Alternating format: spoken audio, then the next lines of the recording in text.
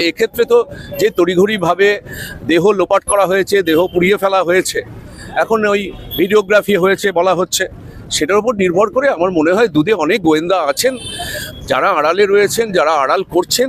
তারা যদি রাজ্যের ভালো সত্যিই চান, তারা সত্যিগুলো সামনে নিয়ে আসুক। কারণ মানুষ খুব হতাশ। কামদুনিতে যারা অপরাধী তারা তো এখনো বিচার পাননি, তাদের তো এখনো শাস্তি হননি। কামদুনির পরিবারটি, যে বাচ্চা মেয়েটি পড়ে ফেরার সময় তাকে ওই নির্মমভাবে যে হত্যা করা হয়, তার পরিবার এখনো বিচার পায়নি। যে একই ধরনের ঘটনা এখানে দেখছি। রাজ্য সরকারের দায়িত্ব রাজ্য সরকার এড়িয়ে গেল, সিবিআই এর হাতে চলে গেল। সিবিআই এবার কতদিন সময় নেবে আমরা জানি না। নারীদের কোনো গণ্ডি টেনে দেওয়া, কোনো লক্ষণ রেখা টেনে দেওয়া, এটাতে বিশ্বাস করি না। আমরা নারীদের সবসময় সমকক্ষ ভাবি, এবং আমাদের কাজে তো রাতের সিন দিনের বেলা করা যাবে না। রাতে যদি এক্সটেরিয়ার হয় কতটা ঢাকবো?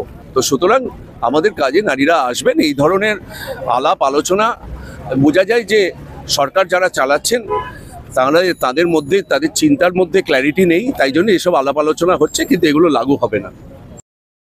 টলিপাড়ার অভিনেতা, অভিনেত্রী এবং কলাকুশলীরা আজ হাজির হয়েছিলেন টেকনিশিয়ান স্টুডিওর সামনে।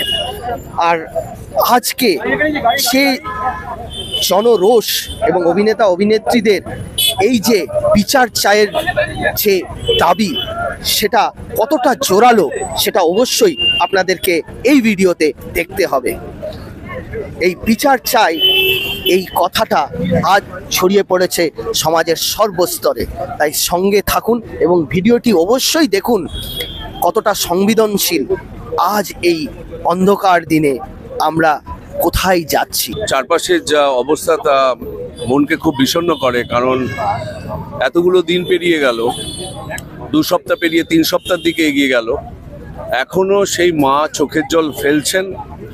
এবং আমরা নারী সুরক্ষা নিয়ে, ব্যক্তি সুরক্ষা নিয়ে বড় বড় কথা বলি, কিন্তু আমাদের রাজ্যেই কিভাবে মহিলাদের বিরুদ্ধে সংগঠিতভাবে অপরাধ হচ্ছে তার উদাহরণ এত বেশি সংখ্যায় চোখের সামনে আসছে।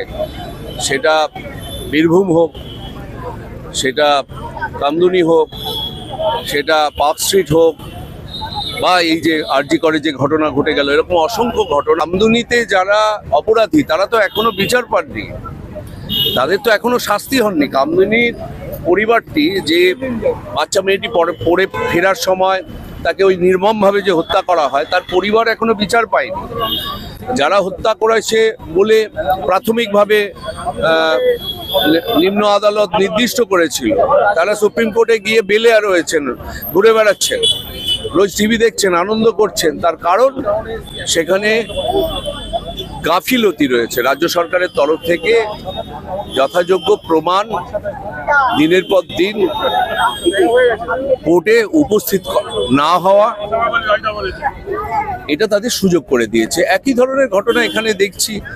রাজ্য সরকারের দায়িত্ব রাজ্য সরকার এড়িয়ে গেল, সিবিআই এর হাতে চলে গেল। সিবিআই এবার কতদিন সময় নেবে আমরা জানি না। তথ্য আছে, তবে আমার মনে হয় সঠিকভাবে যদি তদন্ত হয় তাহলে অবশ্যই তথ্য উঠে আসবে। তার কারণ হচ্ছে, যেভাবে দেখুন আনিস খানের ক্ষেত্রে আবার ময়না তদন্ত হওয়ার সুযোগ ছিল, কারণ তার ধার্মিক পরিচিতির কারণে তিনি সংখ্যালঘু সম্প্রদায়ের জন্য তাকে কবর দেওয়া হয়েছিল। কিন্তু এক্ষেত্রে তো যে তড়িঘড়িভাবে দেহ লোপাট করা হয়েছে, দেহ পুড়িয়ে ফেলা হয়েছে, এখন ওই ভিডিওগ্রাফি হয়েছে বলা হচ্ছে, সেটার উপর নির্ভর করে আমার মনে হয় দুধে অনেক গোয়েন্দা আছেন যারা আড়ালে রয়েছেন, যারা আড়াল করছেন। তারা যদি রাজ্যের ভালো সত্যিই চান, তারা সত্যিগুলো সামনে নিয়ে আসুক। কারণ মানুষ খুব হতাশ প্রশাসন নিয়ে। সেই জন্যেই আজকে সারা রাজ্য জুড়ে অসংখ্য জায়গায় কিন্তু মিছিল হচ্ছে। শুধু যে আজকে শিল্পীরা এখানে অবস্থান করছেন তা নয়, সন্ধ্যে 6টা থেকে রাত্রি 10টা, কিন্তু সারা রাজ্য জুড়ে প্রতিবাদে মানুষ রাস্তায় নেমেছেন। তার কারণ তাদের ক্ষোভ রয়েছে, আক্ষেপ রয়েছে যে শিল্পীরা পথে নামতে দেরি করলো। আমি তা বলবো না। তার কারণ শিল্পীদের মধ্যে, আমি শিল্পী ফ্রেটার্নিটিরই একজন, আমরা ব্যক্তিগতভাবে বিভিন্ন মিছিলে যোগদান করেছি। হ্যাঁ, আর্টিস্ট ফোরামের হিসেবে যদি বলেন, আর্টিস্ট কমিউনিটির যে মিছিল প্রথম দিন বেরিয়েছিল, তারপরে এটি দ্বিতীয় একটি প্রতিবাদ। আমার মনে হয় আমাদের আরও আগে থেকে রাস্তায় নামতে পারলে ভালো হতো, কিন্তু দেরি হয়েছে, কিন্তু তারপরেও যে আমাদের বোধোদয় হয়েছে এবং আমরা রাস্তায় নেমেছি, সেই জন্য আমি আর্টিস্ট ফোরামকে সাধুবাদ জানাই। এবং আমাদের আরও বেশি দিন যাতে রাস্তায় না থাকতে হয়, আর্টিস্ট ফোরাম নিশ্চয়ই মুখ্যমন্ত্রীর কাছে চিঠি লিখে দাবি জানাবেন যে এই আচ্ছা, এই ঘটনা তোমরা জানাবে। নিশ্চয়ই নিশ্চয়ই। আমাদের যে প্রথম সহকর্মী একজন মহিলা, সে তোমার সঙ্গে রাত্রেবেলায় অভিনয় করতে পারবে না। না না না, আমরা নারীদের কোনো গণ্ডি টেনে দেওয়া, কোনো লক্ষণ রেখা টেনে দেওয়া, এটাতে বিশ্বাস করি না। আমরা নারীদের সবসময় সমকক্ষ ভাবি। এবং আমাদের কাজে তো রাতের সিন দিনের বেলা করা যাবে না। রাতে যদি এক্সটেরিয়ার হয়, কতটা ঢাকবো, কত আলো করব?